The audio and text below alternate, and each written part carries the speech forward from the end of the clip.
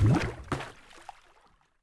Friends, आज मैं आप लोगों के लिए वेरी इंपॉर्टेंट टॉपिक लेकर आया हूँ भूगोल का। इस वीडियो में हम लोग भूगोल के टॉप 500 क्वेश्चन को देखेंगे। सभी क्वेश्चन वेरी इंपॉर्टेंट हैं। यहीं से एग्जाम्स में क्वेश्चन घुमा फिरा के पूछे जाते हैं, इसलिए ये सेशन आपके लिए वेरी इंपॉर्टेंट होने वाला है। वीडियो को पूरा देखना। एक बार में नहीं देख सकते हैं तो 2 से 3 बार में करके देख लेना, लेकिन वीडियो पूरा जरूर देखना। और फ्रेंड्स, इसके पहले हमारा 2 वीडियो आ चुका है, एक इतिहास का और एक भारतीय संविधान का। इतिहास में टॉप 700 क्वेश्चन को कवर किया गया है और भारतीय संविधान में टॉप 500 क्वेश्चन को कवर किया गया है।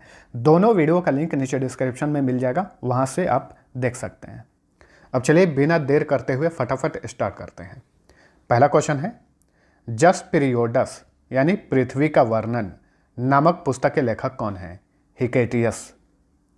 भूगोल का जनक किसे कहा जाता है? हिकेटियस को ही कहा जाता है। वर्तमान भूगोल का जनक किसे कहा जाता है? अलेक्जेंडर वॉन हम्बोल्ट को। विश्व ग्लोब का निर्माता किसे माना जाता है? मार्टिन बैहम को। ज्योग्राफी का शब्द का इस्तेमाल सर्वप्रथम किसने किया था? इरेटोस्थेनीज ने। व्यवस्थित भूगोल का जनक किसे कहा जाता है? इरेटोस्थेनीज को ही कहा जाता है। भौतिक भूगोल का जनक किसे कहा जाता है? पोलिडोनियस को कहा जाता है। वहीं गणितीय भूगोल के संस्थापक कौन थे? थेल्स व एनेक्सिमिंडर। सांस्कृतिक भूगोल का जनक किसे कहा जाता है? कार्ल ओ सावर को कहा जाता है। विश्व मानचित्र के निर्माणकर्ता कौन है? एनेक्सिमिंडर हैं। भौगोलिक विश्वकोश का रचनाकार किसे माना जाता है? स्ट्रैबो को माना जाता है। महाविस्फोट सिद्धांत यानी बिग बैंग थ्योरी का प्रतिपादन किसने किया था? एब जॉर्ज लेमेंतेयर ने। साम्यावस्था या सतत सृष्टि सिद्धांत का प्रतिपादन किसने किया था? थॉमस गोल्ड एवं हार्मन बॉडी ने। दोलन सिद्धांत का प्रतिपादन किसने किया था? डॉक्टर एलन संडेजा ने। स्फीति सिद्धांत का प्रतिपादन किसने किया था? एलन गुथ ने। हिग्स बोसान को अन्य किस नाम से जाना जाता है? God particle. गॉड पार्टिकल की खोज किसने की थी? पीटर हिग्स तथा फ्रांसुआ इंगलर्ट ने। वैज्ञानिकों के अनुसार ब्रह्मांड का व्यास कितना है? यह ब्रह्मांड होगा, मिस्टेक से टाइप हुआ है। 10⁸ प्रकाश वर्ष। वैज्ञानिकों के अनुसार ब्रह्मांड में लगभग कितने अरब मंदाकिनी यानी गैलेक्सी हैं? तो 100 अरब। वैज्ञानिकों के अनुसार प्रत्येक मंदाकिनी में लगभग कितने तारे हैं? 100 अरब। हम जिस मंदाकिनी में रहते हैं उसका नाम क्या है? दुग्ध मेखला, इंग्लिश में मिल्की वे बोलते हैं। दुग्ध मेखला को सर्वप्रथम किसने देखा था? गैलीलियो ने। सबसे नवीनतम मंदाकिनी का क्या नाम है? ड्वार्फ मंदाकिनी।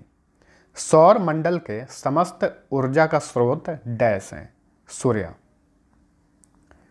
वैज्ञानिकों के अनुसार मंदाकिनी के केंद्र से सूर्य की दूरी कितनी है?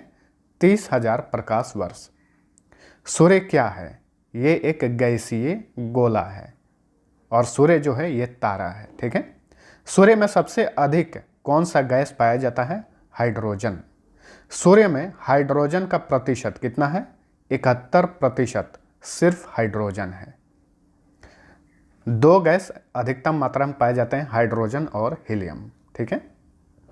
सूर्य में दूसरा सबसे अधिक पाया जाने वाला गैस कौन सा है? हीलियम है, 26.5% पाया जाता है। सूर्य का केंद्रीय भाग क्या कहलाता है? क्रोड, इंग्लिश में कोर लिखते हैं। सूर्य के बाहरी सतह का तापमान कितना होता है? 6000 डिग्री सेल्सियस। सूर्य के केंद्रीय भाग का तापमान कितना होता है? 1.5 × 10⁻7 डिग्री सेल्सियस। सूर्य किस सिद्धांत पर कार्य करता है? नाभिकीय संलयन। सूर्य ग्रहण के समय सूर्य के दिखाई देने वाले भाग को क्या कहते हैं? कोरोना। सूर्य के प्रकाश को पृथ्वी तक पहुंचने में कितना समय लगता है? 8 मिनट 16.6 सेकंड लगता है। क्वेश्चंस मैं जितना भी बनाया हूँ फ्रेंड्स, ये सारे के सारे क्वेश्चन जो हैं लूसेंट के किताब से लिए गए हैं। इसीलिए अगर किसी प्रश्न में डाउट हो तो आप एक बार किताब में ज़रूर चेक करना, या फिर कोई ऑफिशियल इन्फॉर्मेशन आपके पास हो तो नीचे कमेंट करके ज़रूर बताना। सूर्य का व्यास कितना होता है? 13,92,000 किलोमीटर। सूर्य का व्यास पृथ्वी के व्यास का कितना गुना अधिक है? 110 गुना अधिक है। सूर्य पृथ्वी से कितना गुना बड़ा है? 13 लाख गुना बड़ा है। ग्रहों द्वारा सूर्य का परिक्रमा करने की बात सर्वप्रथम किसने कही थी?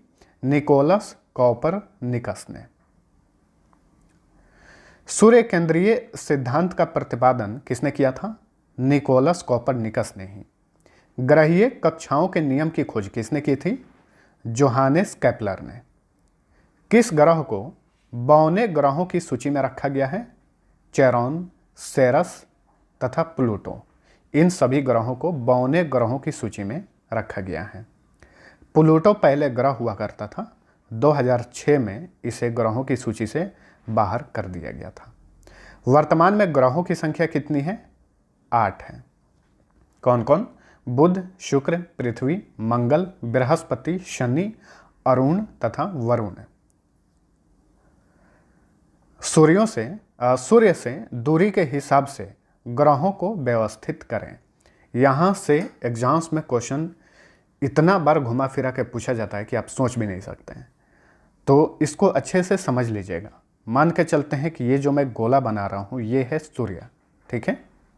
जस्ट इसके बाद यहाँ पर है बुध, यहाँ पर है शुक्र, ये है पृथ्वी, ये है मंगल, ये है बृहस्पति, ये है शनि, ये है अरुण और ये है वरुण, ठीक है। यहीं से क्वेश्चन पूछे जाते हैं कि सूर्य से चौथे नंबर पे कौन सा ग्रह है, सूर्य से 5वें नंबर पे कौन सा ग्रह है, सूर्य से पहले स्थान पे कौन सा ग्रह है। तो इसी टाइप के क्वेश्चन यहाँ से पूछे जाते हैं, तो ध्यान में रखिएगा। और सूर्य का सबसे नज़दीक का ग्रह जो है बुध है, और सूर्य से सबसे दूरी का ग्रह कौन सा है? वरुण है। किस ग्रह को पार्थिव ग्रह या आंतरिक ग्रह कहा जाता है? बुध, शुक्र, पृथ्वी तथा मंगल, इन सभी ग्रहों को आंतरिक ग्रह कहा जाता है। किस ग्रह को बृहस्पतीय ग्रह या फिर बाह्य ग्रह कहा जाता है? बृहस्पति, शनि, अरुण तथा वरुण को। किन ग्रहों को नंगी आंखों द्वारा देखा जा सकता है? मंगल, बुध, बृहस्पति, शुक्र तथा शनि, इन सभी ग्रहों को नंगी आंखों द्वारा देखा जा सकता है। आकार के हिसाब से ग्रहों को घटते क्रम में व्यवस्थित करें। चलिए घटते क्रम में देखते हैं। यहाँ से भी क्वेश्चन पूछे जाते हैं कि सबसे बड़ा ग्रह कौन सा है, दूसरा सबसे बड़ा ग्रह कौन सा है, सबसे छोटा ग्रह कौन सा है। तो सबसे बड़ा ग्रह है बृहस्पति, उसके बाद नंबर आता है शनि का, उसके बाद अरुण, उसके बाद वरुण, उसके बाद पृथ्वी, उसके बाद शुक्र, उसके बाद मंगल और सबसे छोटा ग्रह है बुध, ठीक है। सबसे अधिक घनत्व वाला ग्रह कौन सा है? शुक्र है। सबसे अधिक द्रव्यमान वाला ग्रह कौन सा है? बृहस्पति। सबसे कम द्रव्यमान वाला ग्रह कौन सा है? बुध। कौन सा ग्रह सूर्य का सबसे जल्दी परिक्रमा कर लेता है? जाहिर सी बात है, जो नजदीक होगा वही बुध। मीथेन की अधिकता के कारण किसे हरा ग्रह कहा जाता है? वरुण को। वैज्ञानिकों के अनुसार किस ग्रह की घूर्णन की दिशा पूर्व से पश्चिम है? शुक्र तथा वरुण। बाकी सभी ग्रहों का घूर्णन की जो दिशा है वो पश्चिम से पूर्व है, लेकिन शुक्र और अरुण का जो घूर्णन की दिशा है वो पूर्व से पश्चिम है। एक चीज़ नोट करिए, वही चीज़ जो मैंने अभी बताया आप लोगों को। कौन सा ग्रह सबसे चमकीला और सबसे गर्म है? शुक्र। किस ग्रह का अपना कोई उपग्रह नहीं है? बुध तथा शुक्र का अपना कोई भी उपग्रह नहीं है। किस ग्रह को पृथ्वी का भगिनी ग्रह भी कहा जाता है? शुक्र को।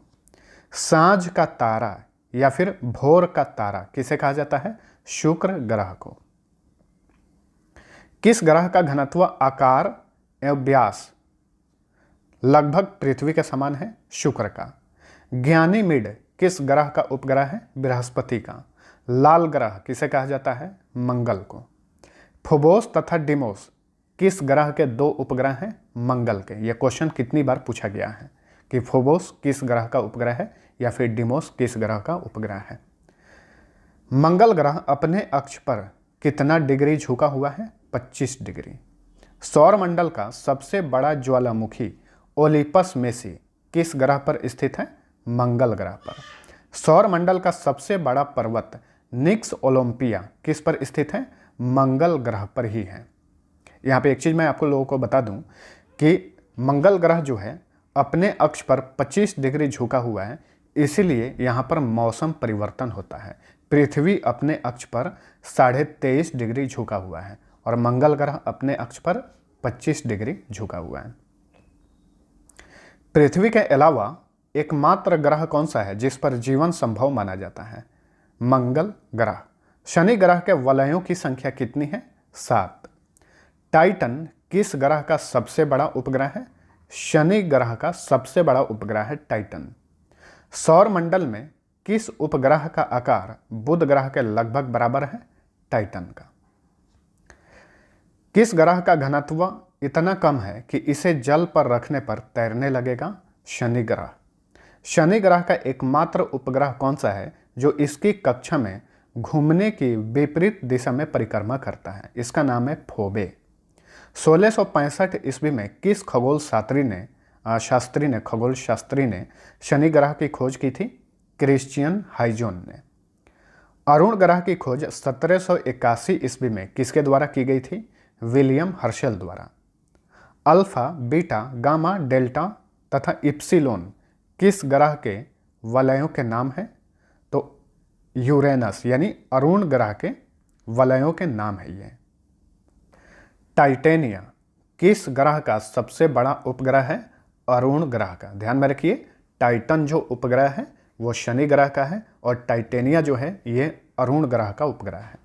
अपने अक्ष पर सबसे अधिक झुके होने के कारण सौरमंडल का लेटा हुआ ग्रह किसे कहा जाता है? अरुण को।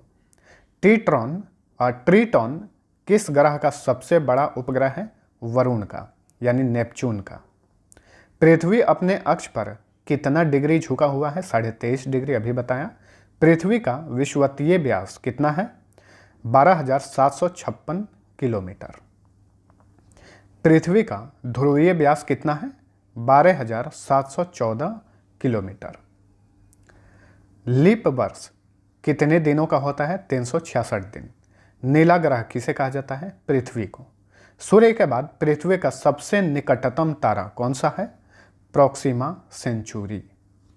प्रॉक्सिमा सेंचुरी पृथ्वी से कितनी दूरी पर स्थित है? 4.22 प्रकाश वर्ष की दूरी पर स्थित है। रात में दिखाई पड़ने वाले सबसे चमकीला तारा कौन सा है? साइरस या फिर इसे डॉग स्टार के नाम से भी जाना जाता है। चंद्रमा पर धूल के मैदान को क्या कहा जाता है? शांति सागर। चंद्रमा की सतह और उसकी आंतरिक स्थिति का अध्ययन क्या कहलाता है? सेलेनोलॉजी। किसे जीवाश्म ग्रह भी कहा जाता है? चंद्रमा को। चंद्रमा पर स्थित सबसे ऊंचे पर्वत का क्या नाम है? लिबनिज पर्वत नाम है उसका। मनुष्य पृथ्वी से चंद्रमा का कितना प्रतिशत भाग देख सकता है? 57%। बार बार एग्जाम्स में पूछा जाता है। जब चंद्रमा पृथ्वी के सबसे निकट होता है तो उस स्थिति को क्या कहते हैं? सुपर मून बोलते हैं। पृथ्वी और चंद्रमा के बीच औसतन दूरी कितनी है? 3,84,365 किलोमीटर। किस वर्ष प्लूटो को ग्रहों की श्रेणी से अलग कर दिया गया था? 2006 में, ऊपर में बताया था। चंद्रमा का व्यास कितना है? 3480 किलोमीटर। वैज्ञानिकों के अनुसार बुध ग्रह सूर्य को कितने दिनों में परिक्रमण कर लेता है? सिर्फ 88 दिन में। वैज्ञानिकों के अनुसार मंगल ग्रह सूर्य को कितने दिनों में परिक्रमण कर लेता है? 687 दिन। मंगल एवं बृहस्पति ग्रह के बीच मौजूद छोटे छोटे आकाशीय पिंडों को क्या कहा जाता है? इन्हें ही क्षुद्र ग्रह कहा जाता है। किस क्षुद्र ग्रह को नंगी आंखों से देखा जा सकता है? इसका नाम है फोर वेस्टा। सौर मंडल के छोर पर स्थित बहुत छोटे छोटे पिंड को क्या कहते हैं? धूमकेतु या फिर पुच्छल तारे। हैले नामक धूमकेतु कितने वर्ष में एक बार दिखाई पड़ता है? 76 वर्ष में एक बार दिखाई देता है। हैले नामक धूमकेतु आखिरी बार कब दिखाई दिया था? 1986 में दिखाई दिया था। अब 1986 से 76 को जोड़िए तो आगे कब दिखाई देगा? तो ये दिखाई देगा 2062 में। जब पृथ्वी सूर्य के अत्यधिक पास होती है तो उस स्थिति को क्या कहा जाता है? उपसौर। पृथ्वी सूर्य के सबसे नज़दीक किस दिन होता है? 3 जनवरी को होता है। ऐसी स्थिति में पृथ्वी और सूर्य के बीच की दूरी जो है 14.70 करोड़ किलोमीटर होती है, यानी 14 करोड़ 70 लाख किलोमीटर होती है। जब पृथ्वी सूर्य से अधिकतम दूरी पर होती है तो उस स्थिति को क्या कहा जाता है? अपसौर कहा जाता है। पृथ्वी सूर्य से सबसे अधिक दूरी पर किस दिन होता है? 4 जुलाई को होता है। और ऐसी स्थिति में पृथ्वी और सूर्य के बीच की दूरी जो है 15 करोड़ 21 लाख किलोमीटर होती है। पृथ्वी पर उत्तरी ध्रुव से दक्षिणी ध्रुव को मिलाने वाली काल्पनिक रेखा को क्या कहा जाता है? देशांतर रेखा कहा जाता है। मान के चलते हैं ये पृथ्वी है और ये दक्षिणी ध्रुव है और ये उत्तरी ध्रुव है, तो इसके बीच में हम लोग जो इस तरह का रेखा देखते हैं इसे ही देशांतर रेखा कहा जाता है। पृथ्वी पर पूर्व से पश्चिम की ओर विषुवत रेखा के समानांतर खींची गई काल्पनिक रेखा को क्या कहा जाता है? अक्षांश रेखा। ये पृथ्वी है, ये उत्तरी ध्रुव हो गया और ये साउथ पोल हो गया। अब इसके बीच में जो इस तरह रेखा होता है इसे अक्षांश रेखा कहा जाता है। ये सभी काल्पनिक रेखाएं हैं। भूमध्य रेखा के उत्तर में 23.5 डिग्री अक्षांश को क्या कहा जाता है? कर्क रेखा। भूमध्य रेखा के दक्षिण में 23.5 डिग्री अक्षांश को क्या कहा जाता है? मकर रेखा कहा जाता है। वैज्ञानिकों के अनुसार 1 डिग्री देशांतर की दूरी तय करने में पृथ्वी को कितना समय लगता है? 4 मिनट का समय लगता है। यहाँ पे मैं आप लोगों को समझा देता हूँ अच्छे से, बहुत लोगों को समझ में नहीं आता होगा। मान के चलते हैं ये पृथ्वी है और ऊपर ये नॉर्थ पोल है और नीचे ये साउथ पोल है, ठीक है। ऊपर हम लोग कर्क रेखा और मकर रेखा का बात किए हैं, उसके बारे में सबसे पहले बता देता हूँ। ये बीच में भूमध्य रेखा है और इसके दक्षिण में 23.5 डिग्री पर स्थित जो रेखा है इसे ही मकर रेखा कहा जाता है। और उत्तर में जो 23.5 डिग्री पर स्थित जो रेखा है इसे कर्क रेखा कहा जाता है। क्लियर? ये सभी रेखाएं काल्पनिक हैं, सच में नहीं खींची गई हैं। वहीं इस देशांतर रेखा का हम बात किए हैं तो 1 डिग्री देशांतर की दूरी को तय करने में पृथ्वी को 4 मिनट का समय लगता है। तो ये रहा पृथ्वी, ये रहा नॉर्थ पोल, ये रहा साउथ पोल। और इस तरह की जो रेखाएं हैं ये देशांतर रेखाएं हैं, ठीक है। और एक रेखा से दूसरे रेखा के बीच की दूरी यानी जो समय अंतराल है वह है 4 मिनट का, ठीक है। और 1-1 डिग्री के अंतराल पर स्थित ये रेखाएं हैं। इसी तरह से इसी हिसाब से समय का निर्धारण किया जाता है। 2 देशांतर रेखाओं के बीच की दूरी क्या कहलाती है? गोरे। 0 अंश अक्षांश तथा 0 अंश देशांतर कहाँ पर काटती है? अटलांटिक महासागर में। उत्तरी गोलार्ध में किस दिन सबसे बड़ा दिन होता है? 21 जून को। इस दिन सूर्य जो है कर्क रेखा पर लंबवत होता है। दक्षिणी गोलार्ध में किस दिन सबसे बड़ा दिन होता है? 22 दिसंबर को। और इस दिन सूर्य जो है मकर रेखा पर लंबवत होता है, यानी ठीक उसके ऊपर होता है। सूर्य ग्रहण कब होता है? जब पृथ्वी और सूर्य के बीच में चंद्रमा आ जाता है। और चंद्र ग्रहण कब होता है? जब चंद्रमा और सूर्य के बीच में पृथ्वी आ जाता है।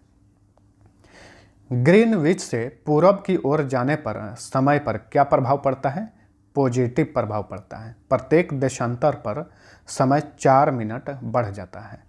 तो हम लोग जो ग्रीनविच रेखा है उससे पूरब में कितना समय आगे हैं? आप लोग हमेशा देखते होइएगा 5.5 घंटा हम लोग आगे हैं, ठीक है।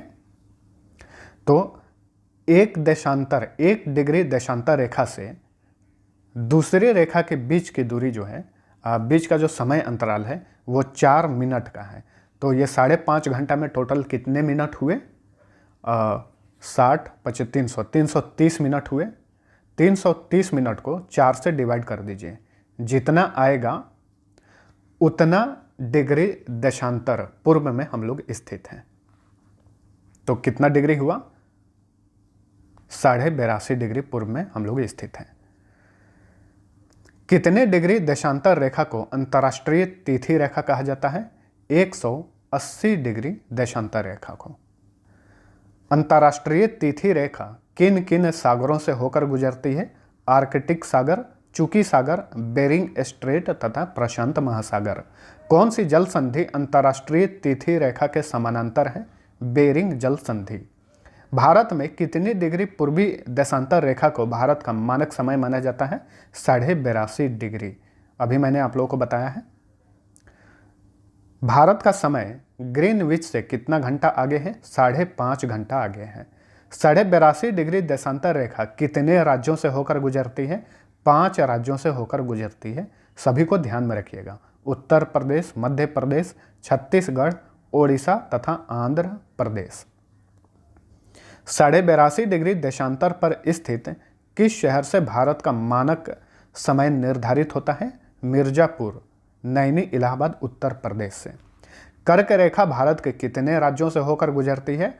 8 राज्यों से होकर गुजरती है। कौन कौन से राज्य? गुजरात, राजस्थान, मध्य प्रदेश, छत्तीसगढ़, झारखंड, पश्चिम बंगाल, त्रिपुरा तथा मिजोरम। विषुवत रेखा से 30 डिग्री उत्तर तथा 30 डिग्री दक्षिण क्षेत्र को क्या कहते हैं? उष्ण कटिबंधीय क्षेत्र। उपोष्ण कटिबंध क्षेत्र किसे कहते हैं? 30 डिग्री से 45 डिग्री उत्तरी और दक्षिणी अक्षांशों के बीच स्थित क्षेत्र को उपोष्ण कटिबंध बोलते हैं। शीतोष्ण कटिबंध क्षेत्र किसे कहते हैं? 45 डिग्री से 66 डिग्री उत्तरी और दक्षिणी अक्षांशों के बीच स्थित क्षेत्र को शीतोष्ण कटिबंध बोलते हैं। नेक्स्ट, ध्रुवीय कटिबंध क्षेत्र किसे कहते हैं? 66 डिग्री से 90 डिग्री उत्तरी और दक्षिणी अक्षांशों के बीच स्थित क्षेत्र को। पृथ्वी के केंद्रीय भाग को क्या कहा जाता है? कोर। भूप्रपटी मुख्यतः किन चट्टानों से बना है? बेसाल्ट चट्टानों से बना है। भूप्रपटी पर सबसे अधिक कौन सा तत्व पाया जाता है? ऑक्सीजन, 46.60%। भूप्रपटी पर दूसरा सबसे अधिक कौन सा तत्व पाया जाता है? सिलिकॉन, 27.72%। भूप्रपटी पर तीसरा सबसे अधिक तत्व कौन सा पाया जाता है? एल्यूमिनियम, 8.13%। भूप्रपटी की मोटाई कितनी है? 34 किलोमीटर। एक बात नोट कर लीजिए, पृथ्वी के हिस्से को मुख्यतः 3 भागों में बांटा गया है: भूप्रपटी, आवरण तथा केंद्रीय भाग। मैग्मा चैम्बर पृथ्वी के किस भाग में पाया जाता है? आवरण भाग में, यानी मेंटल भाग में। आवरण की मोटाई कितनी है? 3400 किलोमीटर है। पृथ्वी का केंद्रीय भाग किसका बना है? निकेल तथा फेरस का। पृथ्वी के नीचे जाने पर प्रति 32 मीटर की गहराई पर तापमान कितना डिग्री बढ़ जाता है? 1 डिग्री सेल्सियस बढ़ जाता है। पृथ्वी के कुल कितने प्रतिशत भाग पर स्थल है? 29% भाग पर। पृथ्वी की अधिकतम गहराई किसकी है? मेरियाना गर्त की है। पृथ्वी की अधिकतम ऊंचाई जो है माउंट एवरेस्ट की है और गहराई मेरियाना गर्त की है। पृथ्वी के भू क्षेत्रफल व जल क्षेत्रफल का अनुपात क्या है? 3:7। लावा के जमने से किस चट्टान का निर्माण होता है? अग्नेय चट्टान का। ग्रेनाइट, बेसाल्ट तथा डायोराइट आदि किस चट्टान के उदाहरण हैं? अग्नेय चट्टान के उदाहरण हैं। कौन सा एक पतालीय पिंड है? बैथोलिथ। जब मैग्मा भूपृष्ठ के समानांतर परतों में फैल कर जमता है तो उसे क्या कहते हैं? सील बोलते हैं। चूना पत्थर का रूपांतरित रूप क्या है? संगमरमर। तो ध्यान में रखिए, ग्रेनाइट का रूपांतरित रूप क्या है? नीस। बलुआ पत्थर का रूपांतरित रूप क्या है? क्वार्टजाइट। लिग्नाइट कोयला का रूपांतरित रूप क्या है? एंथ्रोसाइट कोयला। बिटुमिनस कोयला का रूपांतरित रूप क्या है? ग्रेफाइट। शैल का रूपांतरित रूप क्या है? स्लेट। ग्रेबो का रूपांतरित रूप क्या है? सर्पेंटाइन। बलुआ पत्थर, चूना पत्थर, स्लेट, कांग्लोमरेट तथा नमक की चट्टान किस चट्टान के उदाहरण हैं? अवसादी चट्टान के उदाहरण हैं। अवसादी चट्टानें कैसी होती हैं? परतदार होती हैं। सबसे प्राचीन चट्टान कौन सी है? आग्नेय। आग्नेय चट्टानों को किस श्रेणी की चट्टानों में रखा जाता है? प्राथमिक श्रेणी की चट्टानों में। आगरा का किला तथा दिल्ली का लाल किला किस असादिश चट्टानों का बना है? बलुआ पत्थर से बना है। लावा शीघ्र ही ठंडा होकर छोटे छोटे टुकड़ों में बदल जाता है, उसे क्या कहते हैं? सिंडर बोलते हैं। कोलिमा ज्वालामुखी किस देश में स्थित सक्रिय ज्वालामुखी है? मेक्सिको में स्थित है कोलिमा ज्वालामुखी। एटना तथा स्ट्रम्बोली ज्वालामुखी किस देश में स्थित सक्रिय ज्वालामुखी है? इटली में स्थित है ये। भूमध्य सागर का प्रकाश स्तंभ किस ज्वालामुखी को कहा जाता है? स्ट्रम्बोली को। वेसुवियस, क्राकाटोआ, फ्यूजियामा तथा मेयन किस ज्वालामुखी के उदाहरण हैं? ये प्रसुप्त ज्वालामुखी के उदाहरण हैं।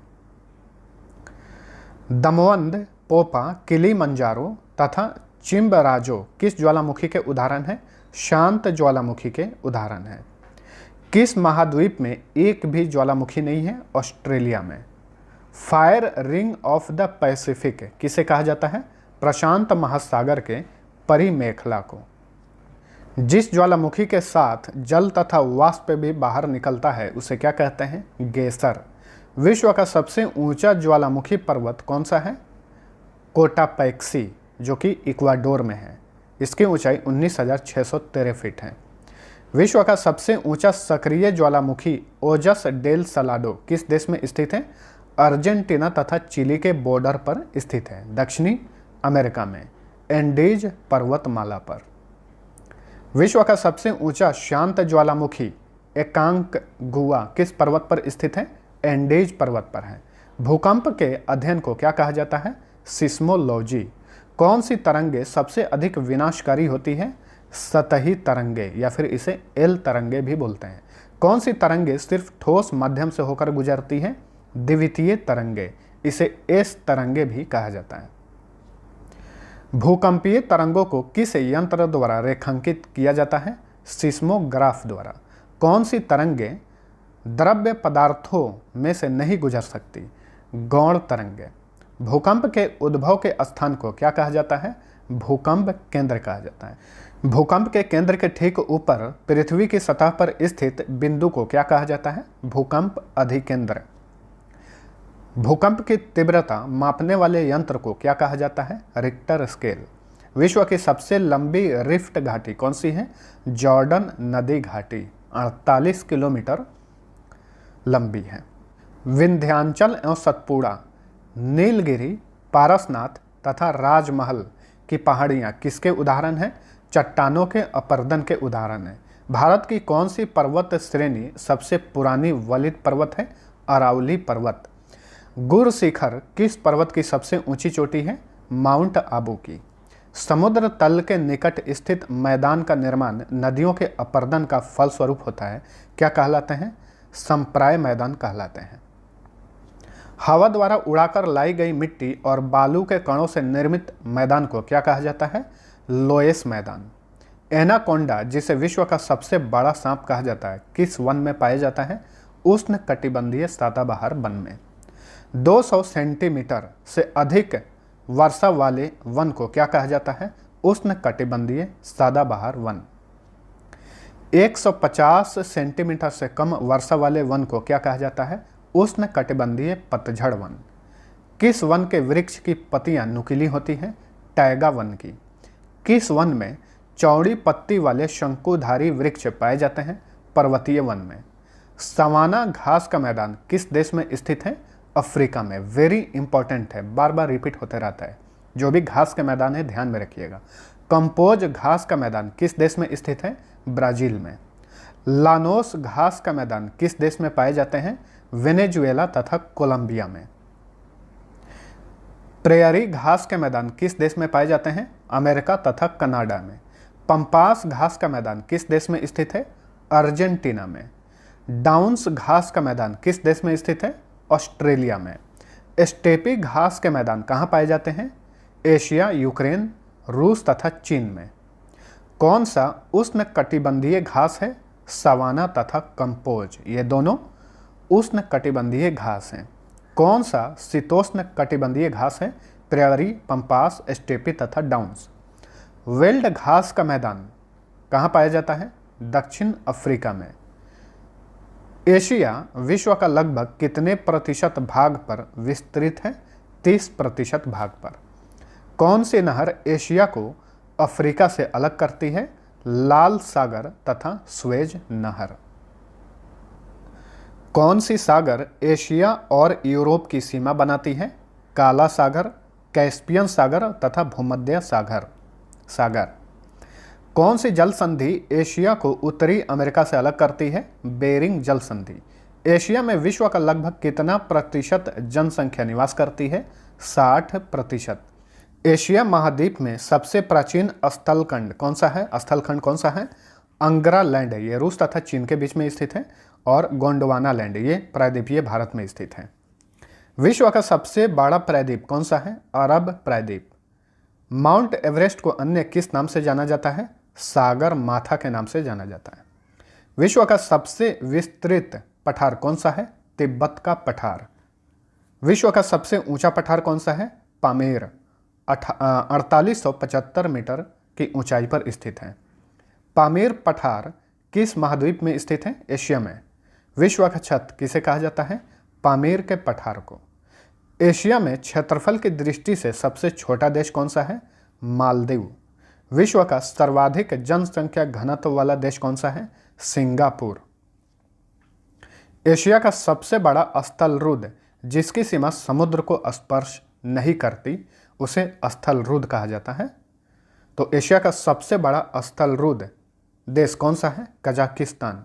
एशिया का सबसे बड़ा गहरा सागर कौन सा है? मृत सागर। इसकी गहराई है 397 मीटर।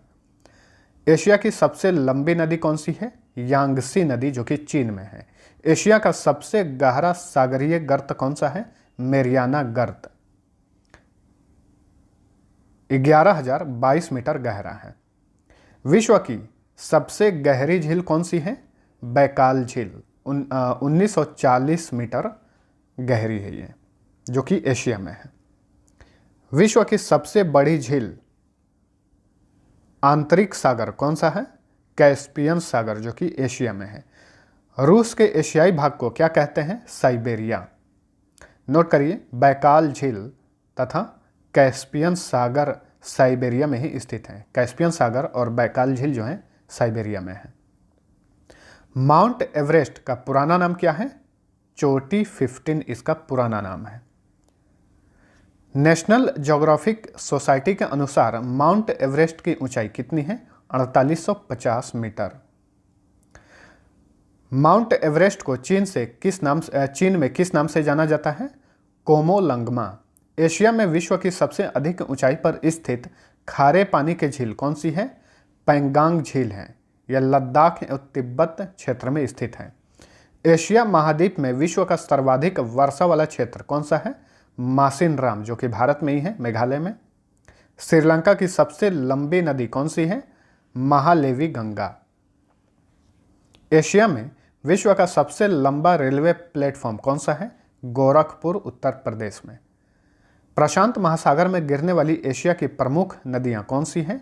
हुआंगहो, अमूर, सिकियांग तथा यांगटी सिकियांग। सबको ध्यान में रखिए, वेरी इंपॉर्टेंट क्वेश्चन। आर्कटिक महासागर में गिरने वाली एशिया की प्रमुख नदियां कौन सी हैं? लीना, ओबे तथा येनेसी। एशिया का सबसे बड़ा रेल मार्ग कौन सा है? ट्रांस साइबेरियन रेल मार्ग। लेनिनग्राड से व्लादिवोस्तोक तक ये ट्रेन जाता है। कुल दूरी तय करता है 9438 किलोमीटर। एशिया की सबसे लंबी रेलवे सुरंग कौन सी है? शिकन, जो कि जापान में है। लगभग 54 किलोमीटर लंबी सुरंग है। एशिया का सबसे बड़ा रबड़ उत्पादक व निर्यातक देश कौन सा है? थाईलैंड। तंबाकू, गेहूं, चावल, चाय तथा कपास आदि के उत्पादन में विश्व में किस देश का प्रथम स्थान है? चीन पहले स्थान पर है।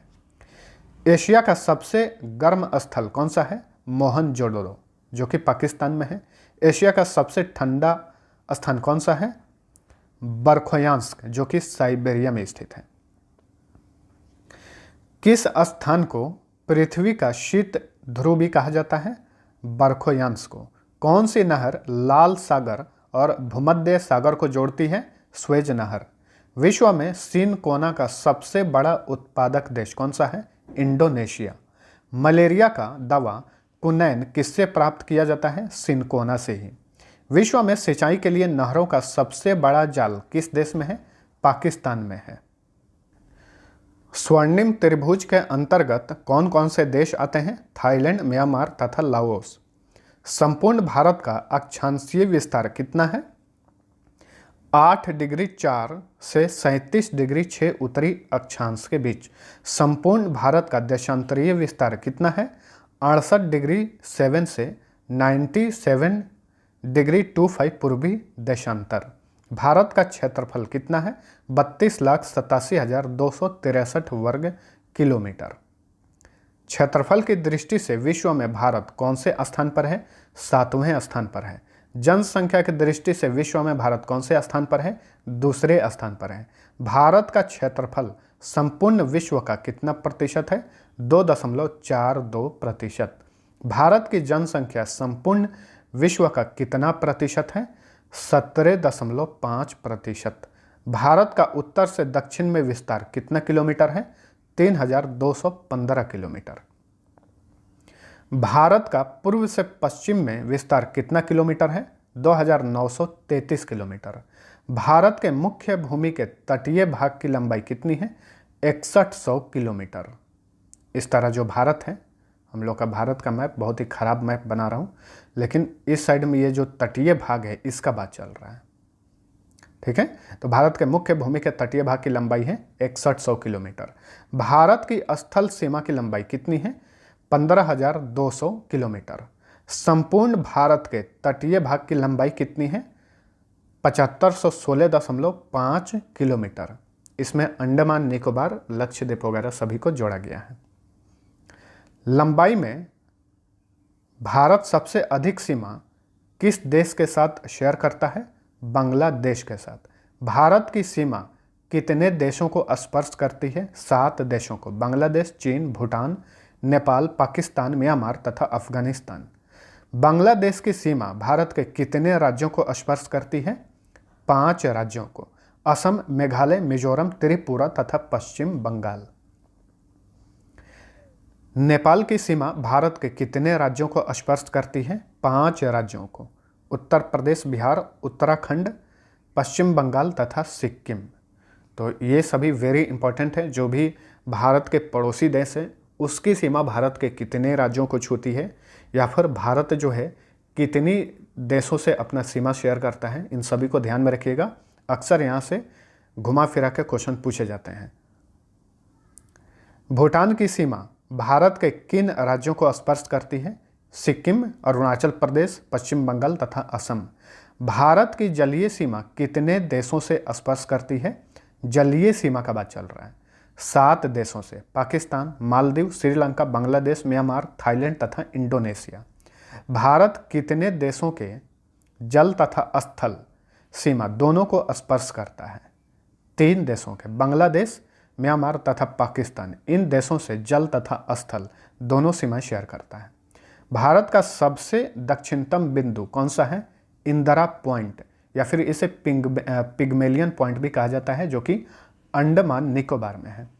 भारत का सबसे उत्तरी बिंदु कौन सा है? इंदिरा कौल, ये जम्मू कश्मीर में है। भारत का सबसे पश्चिमी बिंदु कौन सा है? सर क्रिक, ये गुजरात में है। भारत का सबसे पूर्वी बिंदु कौन सा है? वलांगू, ये अरुणाचल प्रदेश में है। अभी हम लोग जो बात किए हैं भारत का सबसे दक्षिणतम बिंदु कौन सा है, तो इंदिरा पॉइंट है। लेकिन अगर क्वेश्चन ऐसा पूछे कि भारत के मुख्य भूमि का दक्षिणतम बिंदु कौन सा है, तो वो है कन्याकुमारी। देखिए नीचे लिखा हुआ है, भारत के मुख्य भूमि का दक्षिणतम बिंदु कौन सा है? कन्याकुमारी। भारत और चीन की सीमा रेखा का क्या नाम है? मैकमोहन रेखा। भारत और पाकिस्तान की सीमा रेखा का क्या नाम है? रेड क्लिफ रेखा। पाकिस्तान और अफगानिस्तान के बीच सीमा रेखा का क्या नाम है? डुरंड रेखा। पाक जल डमरू मध्य किन 2 देशों को अलग करता है? भारत तथा श्रीलंका। पृथ्वी के चुंबकीय विषुवत रेखा कहाँ से गुजरती है? त्रिवेंद्रम से। भारतीय उपमहाद्वीपीय देश कौन से हैं? भारत, पाकिस्तान, बांग्लादेश, भूटान तथा नेपाल, ये भारतीय उपमहाद्वीपीय देश हैं। मन्नार की खाड़ी किन 2 देशों के बीच स्थित है? भारत तथा श्रीलंका। भारत के किस राज्य की तटीय रेखा सबसे लंबी है? गुजरात की है, 1663 किलोमीटर इसकी तटीय रेखा है। भारत के कितने राज्य तट रेखा वाले राज्य हैं? 9। महाराष्ट्र, गोवा, कर्नाटक, केरल, तमिलनाडु, ओडिशा, पश्चिम बंगाल, आंध्र प्रदेश तथा गुजरात। 3 ओर से बांग्लादेश से घिरा राज्य कौन सा है? त्रिपुरा। कौन सी नदी असम और अरुणाचल प्रदेश के बीच सीमा बनाती है? संकोश नदी। शीप किला दर्रा, रोहतांग दर्रा तथा बड़ा लचक दर्रा किस राज्य में है? हिमाचल प्रदेश में। नथुला दर्रा तथा जलेपला दर्रा किस राज्य में है? सिक्किम में। दर्रा को इंग्लिश में पास बोलते हैं, PASS। तुजू दर्रा किस राज्य में है? मणिपुर में। यांगयाप दर्रा, बोमडिला दर्रा तथा दीफू दर्रा किस राज्य में है? अरुणाचल प्रदेश में। लिपुलेखा दर्रा, माना दर्रा तथा नीति दर्रा किस राज्य में है? उत्तराखंड में। भारत का सबसे ऊंचा दर्रा कौन सा है? काराकोरम। लेह को कश्मीर घाटी से कौन सा दर्रा जोड़ता है? जोजिला दर्रा। कौन सा दर्रा श्रीनगर से गिलगित को जोड़ता है? बुर्जिल दर्रा। जम्मू से श्रीनगर को कौन सा दर्रा जोड़ता है? बनिहाल दर्रा। शिमला से तिब्बत को जोड़ने वाला दर्रा कौन सा है? शीप किला दर्रा। Very important. भूवैज्ञानिकों के अनुसार हिमालय के स्थान पर पहले कौन सा समुद्र था? उसका नाम था टीथिस। भारत की सबसे ऊंची चोटी कौन सी है? K2, जिसे गॉडविन ऑस्टिन कहा जाता है। इसकी ऊंचाई है 8611 मीटर। शिवालिक एवं लघु हिमालय के बीच कौन सी घाटी स्थित है? काठमांडू घाटी। मैकाल पठार किस राज्य में है? छत्तीसगढ़ में। मालवा का पठार किस राज्य में है? मध्य प्रदेश तथा छत्तीसगढ़ में।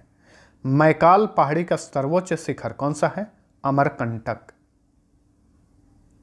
नर्मदा नदी, सोन नदी तथा महानदी का उद्गम स्थल कहाँ पर है? अमरकंटक में। किस पठार को भारत का रूर भी कहा जाता है? छोटा नागपुर पठार को। सतपुड़ा की पहाड़ियाँ किस राज्य में स्थित हैं? मध्य प्रदेश में। सतपुड़ा पहाड़ी की सबसे ऊंची चोटी कौन सी है? धूपगढ़ी। ताप्ती नदी का उद्गम स्थल कहाँ पर है? सतपुड़ा पर्वत श्रेणी। पश्चिमी घाट को अन्य किस नाम से जाना जाता है? सह्याद्री। उत्तरी सह्याद्री का सर्वोच्च शिखर कौन सा है? काल सुबाई। दक्षिणी सह्याद्री का सर्वोच्च शिखर कौन सा है? कुद्रेमुख। महाबलेश्वर चोटी का उच्चतम बिंदु कौन सा है? Wilson point.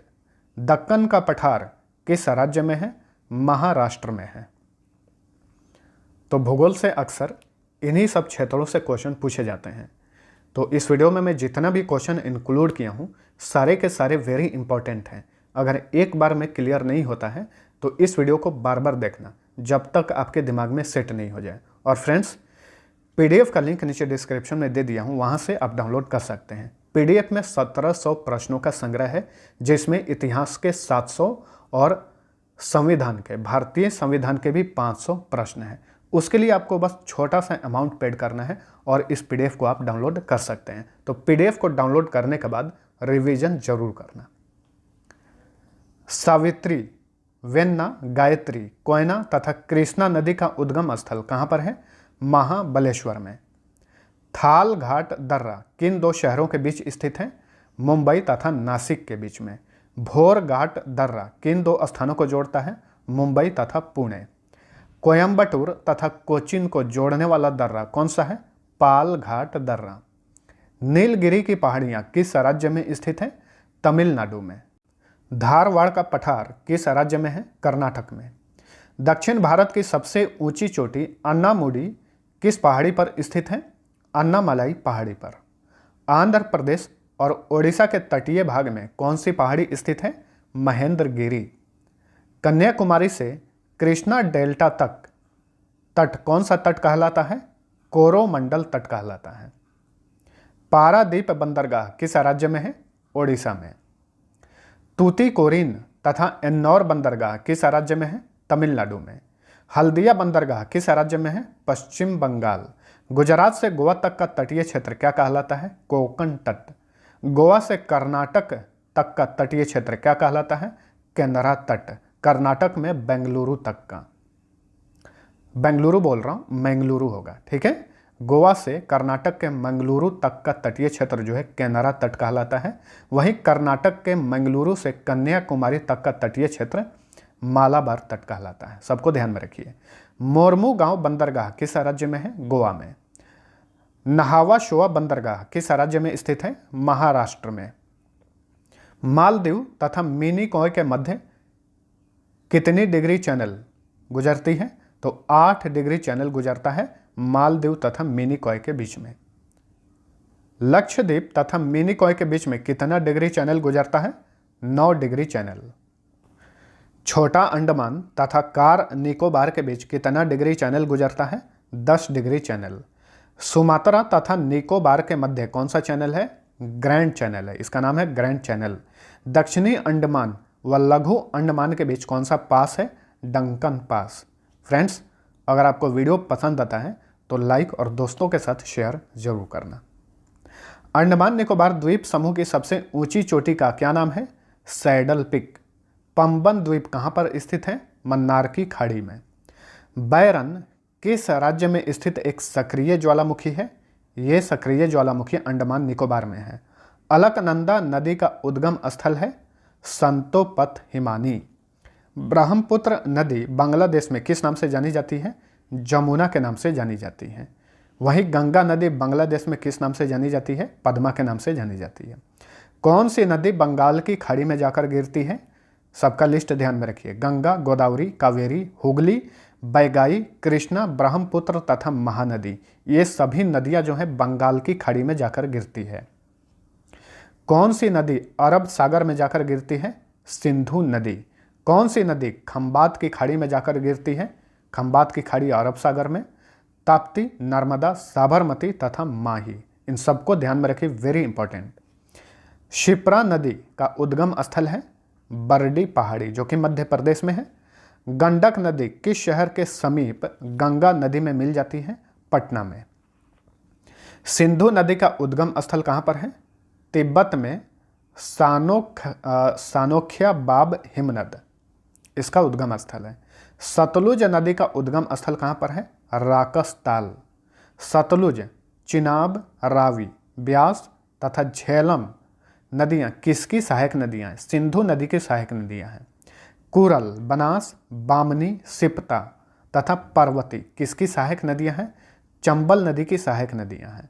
लिसार, सरयू, चौकिया तथा शर्मा किसकी सहायक नदियाँ हैं? शारदा नदी की सहायक नदियाँ हैं। यारू, इंद्रावती तथा लीखू किसकी सहायक नदियाँ हैं? कोसी नदी की सहायक नदियाँ हैं। किस नदी को बिहार का शोक नदी कहा जाता है? कोसी नदी को। पूर्णा प्रमुख रूप से किसकी सहायक नदी है? ताप्ती नदी की। डिबोंग लोहित, सेसरी, नोवा तथा दिहांग किसकी सहायक नदियां हैं? ब्रह्मपुत्र की। दक्षिण भारत का गंगा किसे कहा जाता है? कावेरी नदी को। कावेरी नदी का उद्गम स्थल कहाँ पर है? ब्रह्मगिरी पहाड़ी, कर्नाटक में। राजस्थान की एकमात्र नदी कौन सी है जो सालों भर बहती है? चंबल नदी। चुलिया जलप्रपात किस नदी पर है? चंबल नदी पर है। निम्न में से कौन सी प्रायद्वीपीय नदियां हैं? Very important. महानदी, गोदावरी नदी, कृष्णा नदी, पेन्नार, कावेरी तथा वैगाई नदी।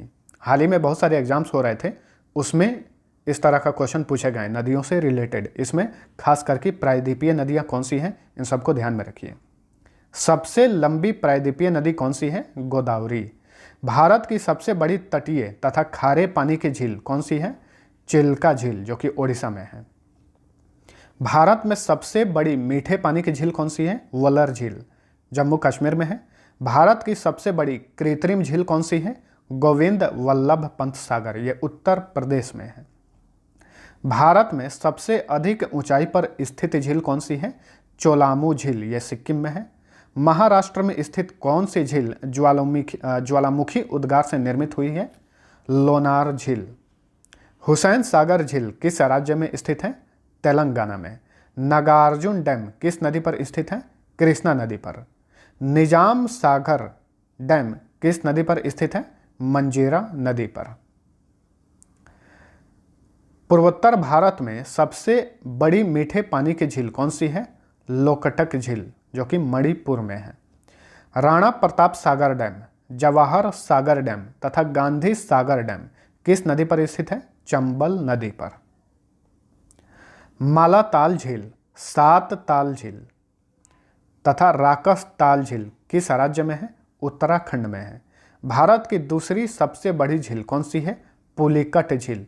यह आंध्र प्रदेश तथा तमिलनाडु दोनों राज्यों में इसका क्षेत्र हो जाता है, पुलिकट झील का।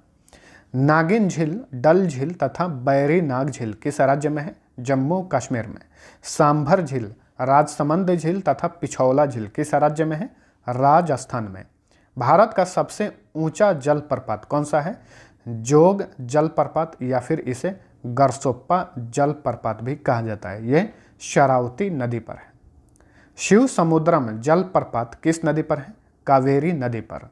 हुंडरू जलप्रपात किस नदी पर है? स्वर्णरेखा नदी पर। यन्ना जलप्रपात किस नदी पर है? नर्मदा नदी पर। भारत का जलवायु किस प्रकार की जलवायु है? उष्णकटिबंधीय मानसूनी जलवायु है। उत्तरी भारत में शीत ऋतु में वर्षा किसके कारण होती है? जेट स्ट्रीम या फिर पश्चिमी विक्षोभ के कारण। ठंडी के दिनों में कोरोमंडल तट पर वर्षा किसके कारण होती है? लौटती हुई मानसून के कारण। राजस्थान में शीत ऋतु में वर्षा को क्या कहा जाता है? मावट कहा जाता है। शीत ऋतु में चलने वाली तीव्र आर्द्र हवाएं जिसमें गरज के साथ वर्षा भी होती है, पूर्वी भारत में इसे क्या कहा जाता है? नार्वेस्टर कहा जाता है। और पश्चिम बंगाल में इसे काल बैसाखी के नाम से जाना जाता है। शीत ऋतु में चलने वाली तीव्र आर्द्र हवाएं जिसमें गरज के साथ वर्षा होती है, कर्नाटक में क्या कहा जाता है? चेरी ब्लास्म या फिर कॉफी वर्षा कहा जाता है। अरब सागर से आने वाली मानसून सबसे पहले किस राज्य में आती है? केरल में। मिट्टी के अध्ययन को क्या कहा जाता है? पेडोलॉजी कहा जाता है। किस प्रकार के मिट्टी में पोटास की बहुलता होती है? जलोढ़ मिट्टी में। नई जलोढ़ मिट्टी को क्या कहा जाता है? खादर कहा जाता है। यह भी हाल ही में एक एग्जाम्स में पूछा हुआ था क्वेश्चन कि नई जलोढ़ मिट्टी को क्या कहा जाता है। नदियों द्वारा लाई गई मिट्टी को क्या कहा जाता है? जलोढ़ मिट्टी। पुरानी जलोढ़ मिट्टी को क्या कहा जाता है? बांगर। उर्वरता के दृष्टि से सबसे अच्छी मिट्टी कौन सी होती है? जलोढ़ मिट्टी। बेसाल्ट चट्टानों के टूटने से किस प्रकार की मिट्टी का निर्माण होता है? काली मिट्टी। काली मिट्टी में किसकी बहुलता होती है, यानी सबसे अधिक पाया जाता है? आयरन, चूना, एल्यूमिनियम तथा मैग्नीशियम। किसकी उपस्थिति के कारण काली मिट्टी का रंग काला होता है? टिटेनी फेरस, मैग्नेटाइट तथा जीवांश की उपस्थिति के कारण। काली मिट्टी को अन्य किस नाम से जाना जाता है? रेगुर मिट्टी। कपास की खेती के लिए कौन सी मिट्टी सर्वाधिक उपयुक्त है? काली मिट्टी। धान, गेहूं, तिलहन, दलहन, आलू तथा मक्का की खेती के लिए कौन सी मिट्टी सर्वाधिक उपयुक्त है? जलोढ़ मिट्टी। काली मिट्टी किस राज्य में पाई जाती है? महाराष्ट्र, गुजरात तथा मध्य प्रदेश आदि क्षेत्रों में जो है सबसे अधिक काली मिट्टी ही पाई जाती है। लाल मिट्टी में किसकी बहुलता होती है? सिलिका तथा आयरन। लाल मिट्टी किसकी उपस्थिति के कारण लाल रंग का होता है? लौह ऑक्साइड की उपस्थिति के कारण। कौन सी मिट्टी अम्लीय प्रकृति की होती है? लाल मिट्टी। किसका इस्तेमाल करके लाल मिट्टी की उर्वरता बढ़ाई जा सकती है? चूना का इस्तेमाल करके। लैटेराइट मिट्टी में किसकी बहुलता होती है? आयरन एवं सिलिका। मानसूनी जलवायु की आर्द्रता एवं शुष्कता के परिवर्तन के परिणाम स्वरूप किस मिट्टी का निर्माण होता है? लैटेराइट मिट्टी का निर्माण होता है। लैटेराइट मिट्टी में किसकी उपस्थिति के कारण इसका रंग सफेद होता है? केओलिन की उपस्थिति के कारण।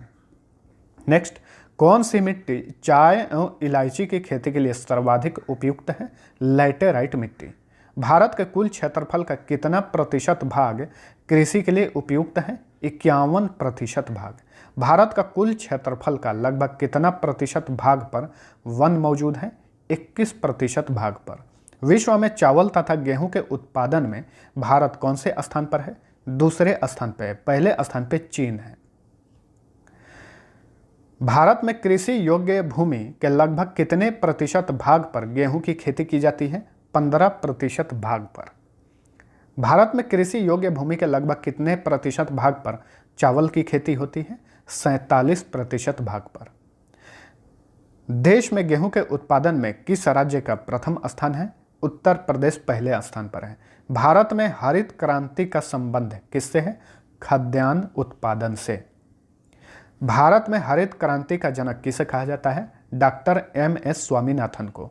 भारत में हरित क्रांति की शुरुआत कब हुई थी? 1967 से 68 में। विश्व में उर्वरक उत्पादन में पहले स्थान पर कौन सा देश है? चीन, और इसमें भारत तीसरे स्थान पर है। श्वेत क्रांति का संबंध किससे है? दुग्ध यानी दूध उत्पादन से। सभी क्रांतियों को ध्यान में रखिए। नीली क्रांति का संबंध किससे है? मछली उत्पादन से। भूरी क्रांति का संबंध किससे है? उर्वरक उत्पादन से। रजत क्रांति का संबंध किससे है? अंडा उत्पादन से। पीली क्रांति का संबंध किससे है? तिलहन उत्पादन से।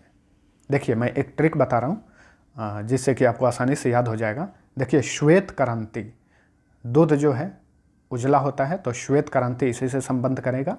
नीली क्रांति मछली के उत्पादन से, इसे याद करना पड़ेगा। भूरी क्रांति का संबंध किससे है? उर्वरक उत्पादन से। जितने भी उर्वरक होते हैं, खाद्य होते हैं, खास करके भूरे रंग के ही होते हैं, इसलिए उसी के नाम पर रखा गया है। रजत क्रांति का संबंध किससे है? अंडा का कलर प्योर वाइट नहीं होता है, आप ध्यान से देखेंगे। कोई कोई अंडा होता होगा, लेकिन मैक्सिमम अंडे जो हैं वो सिल्वर कलर के ही होते हैं, तो इससे आप कनेक्ट कर सकते हैं। और जितने भी दलहन तिलहन चीज़ें हैं वे सभी जो हैं पीला कलर की होती हैं, तो पीली क्रांति का संबंध किससे है? तिलहन उत्पादन से। ठीक है। लाल क्रांति का संबंध किससे है? मांस उत्पादन तथा टमाटर उत्पादन से। टमाटर लाल होता है, मांस भी खून उसमें रहता है तो लाल होता है, तो इससे कनेक्ट करिए। गुलाबी क्रांति का संबंध किससे है? झींगा मछली उत्पादन से। बादामी क्रांति का संबंध किससे है? मसाला उत्पादन से। सुनहरी क्रांति का संबंध किससे है? फल उत्पादन से। अमृत क्रांति का संबंध किससे है? नदी जोड़ो परियोजना से। आम, केला, नींबू, काजू, काली मिर्च, नारियल, अदरक तथा हल्दी के उत्पादन में भारत किस स्थान पर है? पहले स्थान पर है। फलों एवं सब्जियों के उत्पादन में विश्व में भारत कौन से स्थान पर है? दूसरे स्थान पर है। पहले स्थान पर चीन है। विश्व में तंबाकू का सबसे बड़ा उत्पादक एवं उपभोक्ता देश कौन है? चीन। भारत तीसरे स्थान पर है। तंबाकू के पत्तियों को सुखाने की प्रक्रिया क्या कहलाती है? क्यूरिंग। सबसे उच्च कोटि का कहवा यानी कॉफी कौन सा होता है? अरेबिका। दलहन तथा तिलहन उत्पादन में कौन सा राज्य पहले स्थान पर है? मध्य प्रदेश। चावल उत्पादन में कौन सा राज्य पहले स्थान पर है? पश्चिम बंगाल। मक्का उत्पादन में कौन सा राज्य पहले स्थान पर है? आंध्र प्रदेश। सोयाबीन के उत्पादन में कौन सा राज्य पहले स्थान पर है? मध्य प्रदेश। तो जैसा कि आपको पता है कि दलहन और तिलहन, तो सोयाबीन जो है दलहन की श्रेणी में आता है, दलहन तिलहन की श्रेणी में, तो मध्य प्रदेश ही होगा। कपास उत्पादन में कौन सा राज्य पहले स्थान पे है? गुजरात। कपास की खेती जो है मैक्सिमम काली मिट्टी पर की जाती है, तो काली मिट्टी मैक्सिमम जो पाए जाते हैं गुजरात और महाराष्ट्र में पाए जाते हैं, लेकिन सबसे अधिक कपास का उत्पादन गुजरात में होता है। गन्ना उत्पादन में कौन सा राज्य पहले स्थान पर है? उत्तर प्रदेश। सूरजमुखी उत्पादन में कौन सा राज्य पहले स्थान पर है? कर्नाटक। मसालों के उत्पादन में कौन सा राज्य पहले स्थान पर है? केरल। जूट के उत्पादन में कौन सा राज्य पहले स्थान पर है? पश्चिम बंगाल। प्याज के उत्पादन में कौन सा राज्य पहले स्थान पर है? महाराष्ट्र। गेहूं, जौ, चना, मटर, सरसों, आलू तथा राई कौन सी फसलें हैं? ये सभी रबी फसलें हैं। रबी फसलों को किस माह में बोया जाता है? अक्टूबर से नवंबर माह में बोया जाता है, और रबी फसलों को मार्च से अप्रैल माह में काट लिया जाता है। धान, गन्ना, तिलहन, ज्वार, बाजरा तथा अरहर कौन सी फसलें हैं? ये सभी खरीफ फसलें हैं। खरीफ फसलें किस माह में बोई जाती हैं? जून से जुलाई माह में बोई जाती हैं, और खरीफ फसलों को नवंबर से दिसंबर माह में काट लिया जाता है। भारत में सिंचाई परियोजनाओं को कितने भागों में विभाजित किया गया है? 3 भागों में। वृहद सिंचाई परियोजना, मध्यम सिंचाई परियोजना तथा लघु सिंचाई परियोजना। 10,000 हेक्टेयर से अधिक कृषि योग्य भूमि वाले क्षेत्रों में कौन सी परियोजना लागू की जाती है? वृहद सिंचाई परियोजना लागू की जाती है। पलामू टाइगर रिजर्व किस राज्य में है? झारखंड में। बिलीगिरी रंगनाथ टाइगर रिजर्व किस राज्य में है? कर्नाटक में। दांदेली आंशी टाइगर रिजर्व किस राज्य में है? कर्नाटक में ही है। अचान कमार टाइगर रिजर्व तथा उदंती सीता नदी टाइगर रिजर्व किस राज्य में है? छत्तीसगढ़ में। पाकुई टाइगर रिजर्व किस राज्य में है? अरुणाचल प्रदेश में। पीलीभीत टाइगर रिजर्व किस राज्य में है? उत्तर प्रदेश में। सतकोसिया टाइगर रिजर्व किस राज्य में है? ओडिशा में। मेलघाट टाइगर रिजर्व तथा बोर टाइगर रिजर्व किस राज्य में है? महाराष्ट्र में। 5 नदियों की भूमि किसे कहा जाता है? पंजाब को कहा जाता है। बुनकरों का शहर किसे कहा जाता है? पानीपत को। भारत का मैनचेस्टर किसे कहा जाता है? किस शहर को? अहमदाबाद को। भारत का पिट्सबर्ग किस शहर को कहा जाता है? जमशेदपुर को। भारत का प्रवेश द्वार किसे कहा जाता है? मुंबई को। क्वीन ऑफ डेक्कन किस शहर को कहा जाता है? पुणे को। फलोद्यानों का स्वर्ग किसे कहा जाता है? यानी फल उद्यानों का स्वर्ग किसे कहा जाता है? सिक्किम को। पहाड़ी की मल्लिका किसे कहा जाता है? नेतरहाट को। भारत के किस शहर को पूर्व का पेरिस कहा जाता है? जयपुर को। भारत के सर्वाधिक प्रदूषित नदी कौन सी है? साबरमती नदी। एशिया की अंडों की टोकरी किसे कहा जाता है? आंध्र प्रदेश को। खुशबुओं का शहर किसे कहा जाता है? कन्नौज को। त्योहारों का नगर किसे कहा जाता है? मदुरै को। अरब सागर की रानी किसे कहा जाता है? कोच्चि को। उत्तर भारत का मैनचेस्टर किसे कहा जाता है? कानपुर को। मंदिरों का नगर किसे कहा जाता है? वाराणसी को। बगीचों का शहर किसे कहा जाता है? कपूरथला को। पश्चिम बंगाल की शोक नदी किसे कहा जाता है? दामोदर नदी को। और वही बिहार की शोक नदी कोसी नदी है। सूती वस्त्रों की राजधानी किसे कहा जाता है? मुंबई को। हिडकल परियोजना किस नदी पर है? घाट प्रभा नदी पर, यह कर्नाटक में है। भीमा परियोजना किस नदी पर है? पवना नदी, महाराष्ट्र में। नोंगर वाइलम वन्यजीव अभयारण्य किस राज्य में है? मेघालय में। पखुई वन्यजीव अभयारण्य किस राज्य में है? अरुणाचल प्रदेश में। पंचमढ़ी वन्यजीव अभयारण्य किस राज्य में है? मध्य प्रदेश में।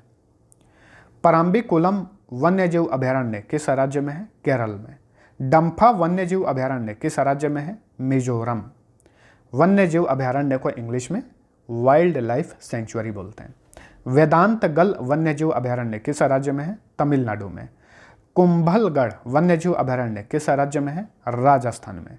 घाना पक्षी विहार किस राज्य में है? राजस्थान में। सोमेश्वर वन्यजीव अभयारण्य किस राज्य में है? कर्नाटक में। दालमा वन्यजीव अभयारण्य किस राज्य में है? झारखंड में। भारत का प्रथम राष्ट्रीय उद्यान कौन सा है? जिम कॉर्बेट राष्ट्रीय उद्यान, ये उत्तराखंड में है। राष्ट्रीय उद्यान यानी नेशनल पार्क। भारत में सर्वाधिक राष्ट्रीय उद्यान किस राज्य में है?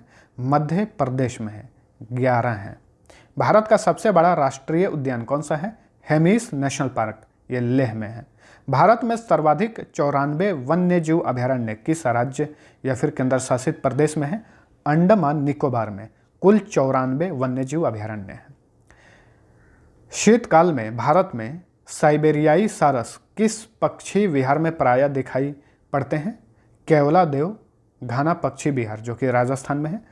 कराकुम नामक रेगिस्तान किस देश में है? तुर्कमेनिस्तान में है। अटकामा नामक रेगिस्तान किस देश में है? चिली में। कालाहारी नामक रेगिस्तान किस देश में है? बोत्सवाना में। तो ये सारे रेगिस्तान काफ़ी फेमस हैं, पूछे जाते हैं, ध्यान में रखिए। रेंडियर झील किस देश में स्थित है? कनाडा में। लडौगा झील तथा ओनेगा झील किस देश में स्थित है? रूस में। बालखश झील किस देश में स्थित है? कजाकिस्तान में। ग्रेट स्लेव झील किस देश में स्थित है? कनाडा में। मिशिगन झील किस देश में स्थित है? संयुक्त राज्य अमेरिका में। आयर झील किस देश में स्थित है? ऑस्ट्रेलिया में। विश्व की सबसे लंबी मीठे जल की झील कौन सी है? टांगानिका झील। और विश्व की सबसे बड़ी झील कौन सी है? कैस्पियन सागर झील। विश्व की सबसे बड़ी खारे पानी की झील कौन सी है? कैस्पियन सागर झील ही है। विश्व की सबसे बड़ी मीठे जल की झील कौन सी है? सुपेरियर झील। इसिक कुल झील किस देश में है? किर्गिस्तान में। युगांडा तथा तंजानिया के बीच कौन सी झील अंतर्राष्ट्रीय सीमा बनाती है? विक्टोरिया झील। असवान तथा काहिरा नगर किस नदी के किनारे बसे हैं? नील नदी के किनारे। कुछ और क्वेश्चन है, देख लीजिए। बगदाद किस नदी के किनारे बसा है? टाइग्रिस नदी। बर्लिन किस नदी के किनारे बसा है? एस्प्री नदी। सेंट लुइस किस नदी के किनारे बसा है? मिसिसिपी नदी। तो ये कुछ विश्व के प्रमुख शहर हैं। तो ये किस नदी के किनारे बसे, वेरी इंपॉर्टेंट है, अक्सर एग्जाम्स में पूछता है, सबको ध्यान में रखिए। ब्यूनस आयर्स जो कि अर्जेंटीना की कैपिटल है, किस नदी के किनारे है? ला प्लाटा नदी के किनारे। लंदन किस नदी के किनारे बसा है? टेम्स नदी। पेरिस किस नदी के किनारे बसा है? सीन नदी। मॉस्को जो कि रूस की कैपिटल है, किस नदी के किनारे बसा है? मोस्कावान नदी। प्राग किस नदी के किनारे बसा है? विंतावा नदी के किनारे है। रोम किस नदी के किनारे बसा है? टाइबर नदी। पर्थ किस नदी के किनारे बसा है? स्वान नदी के किनारे स्थित है। जिब्राल्टर जल डमरू मध्य किन दो देशों को अलग करता है? स्पेन तथा मोरक्को को अलग करता है। ठीक है, इसे हम ये भी बोल सकते हैं कि यूरोप तथा अफ्रीका को अलग करता है जिब्राल्टर जल डमरू मध्य।